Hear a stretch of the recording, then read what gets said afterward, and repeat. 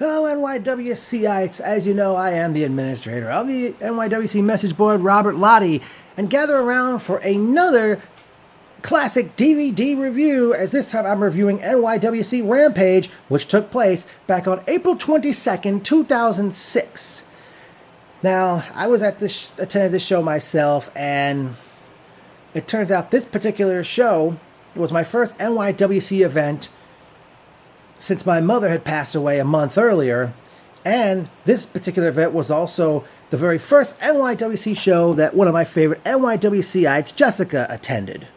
No, I didn't meet her that night. But here's what happened. The show began with Dickie Rods, accompanied by Crusher Dugan, challenging Javier for the Interstate Championship. Seemingly a very good matchup up until Tony Burma and Mike Spinelli, the BS Express, and JT Tackleberry, who later became, we know as JT Kaysen, of the Reckless and Wasted, Dirty Rednecks, and Beer Belly Bandits. They interfered, which prompted Plasma, who we know as Trent Beretta, Brett Matthews, who we know as Zack Ryder, and Brian Myers, who we know as Kurt Hawkins, and Mason Rage to come out, and they hit the ring, and the faces clean house, and the heels skedaddle out of the ring.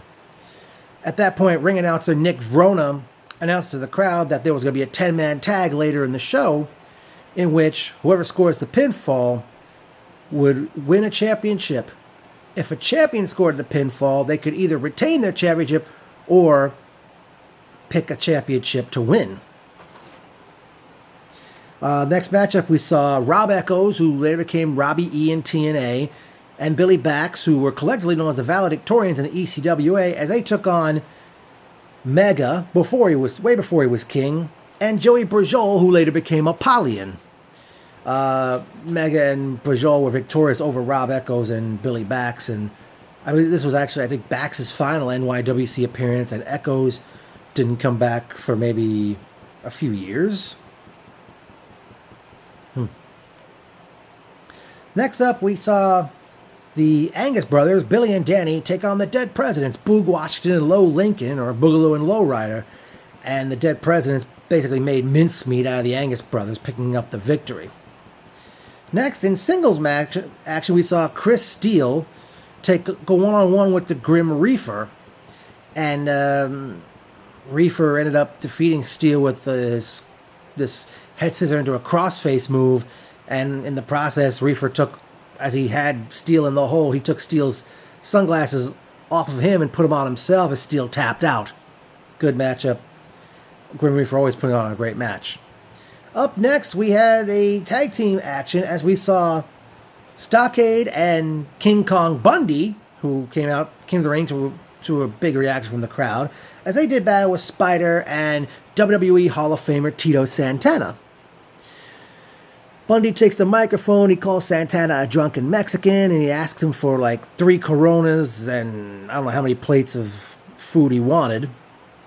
The match was on, and eventually Bundy hit his big splash on Spider, and I think Stockade kind of wanted the pinfall for himself, but Bundy attacks Stockade, he splashes him, and Bundy tells Spider to get on him and get the pinfall, and he does, and Spider and Santana get the win.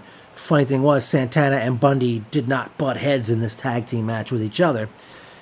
I know they did go off to intermission, and many fans got in the ring to meet Santana and Bundy, and it was quite a line. Next up, out comes Dan Dynasty. I forget what he was saying, but eventually Mikey Whipwreck comes out and they have a match, and Whipwreck beats Dynasty after giving him a whippersnapper off the second rope through a table. Then in tag team action, we saw, I guess, an odd couple at the time, Damian Dragon and Ken Scampi, accompanied the ring by Foxy, as they did battle with Dan Barry and Maverick, who we know today as Premier Athlete Tony Nese. I haven't watched this DVD in a long time, folks, and I know Barry and Maverick, Nese, did defeat Scampi and Damian to pick up the win. Up next, a great singles matchup as we saw Quiet Storm go one-on-one with former ECW champion Jerry Lynn. great match by these two, and Jerry Lynn ended up putting Quiet Storm down with a cradle pile driver. Then it was main event time, as we saw a 10-man tag team match, which saw Crusher Dugan, JT Tackleberry, Dickie Rods, and the BS Express of Tony Burma and Mike Spinelli, as they did battle with Plasma, Javier, Brian Myers, Brett Matthews, and Mason Rage, with all the championships on the line in this match. And prior to the matchup, Prince Charles comes out, and he tells, I forgot what happens, but Myers and Matthews, who were managed by Charles for months, and they pretty much ditched Charles before this match got underway. The match ended with Mason pinning Dickie Rods, and Mason decided to retain his heavyweight championship.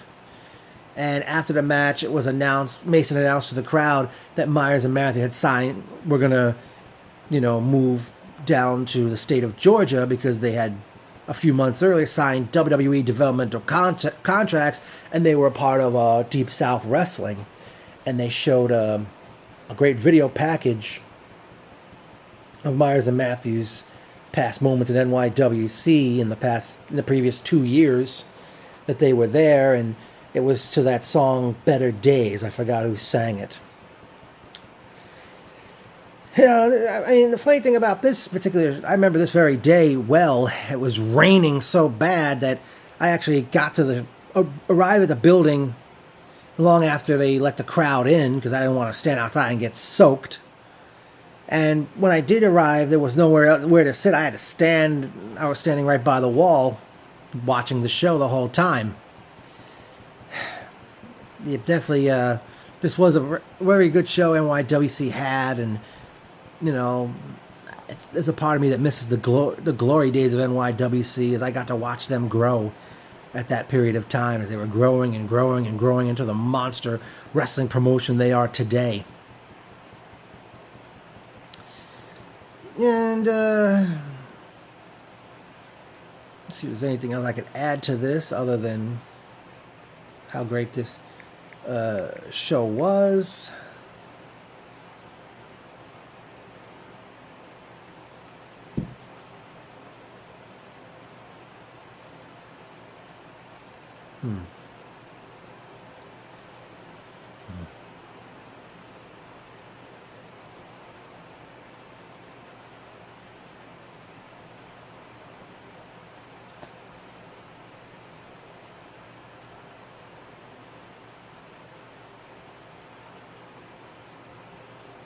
Yeah, pretty good. It was a pretty good show, and nothing really to add to it.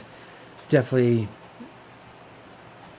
great show, considering this was Tito Santana's returning to NYWC this Saturday night, which is September 29th, as NYWC presents Till I Collapse, and he's doing a tag team match he joins forces with Willie Wise to take on Damage Incorporated. But yeah, great NYWC DVD event, and I will have more in the future.